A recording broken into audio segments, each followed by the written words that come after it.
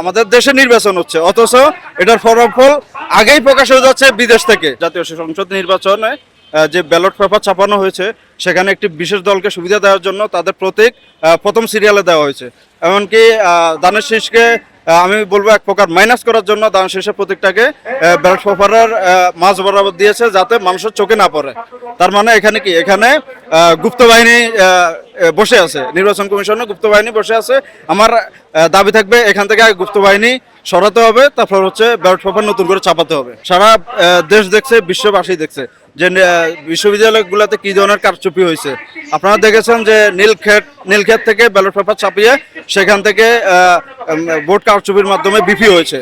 এই জন্য তাকে নীলক্ষেতের বিপি বলা হয়, বর্তমানে যিনি আছে সাদিক কায়েম। তো এখান থেকে বোঝা যায় আগামী দ্বাদশ জাতীয় সংসদ নির্বাচন কি হতে যাচ্ছে। আমাদের দেশে নির্বাচন হচ্ছে, অথচ এটার ফলাফল আগেই প্রকাশ হয়ে যাচ্ছে বিদেশ থেকে। জামাতের ভোট বাহিনীর বিদেশে যে একজন আছে পিনাকি ভট্টাচার্য, তিনি বাইরে থেকে প্রকাশ করতেছে। তাহলে এটা কিভাবে জানে? নিশ্চয়ই বাংলাদেশের প্রতিটা সেক্টরে গুপ্ত বাহিনী আছে, সেই জন্য নির্বাচনের ফলাফল আগে থেকে প্রকাশ হয়ে যাচ্ছে।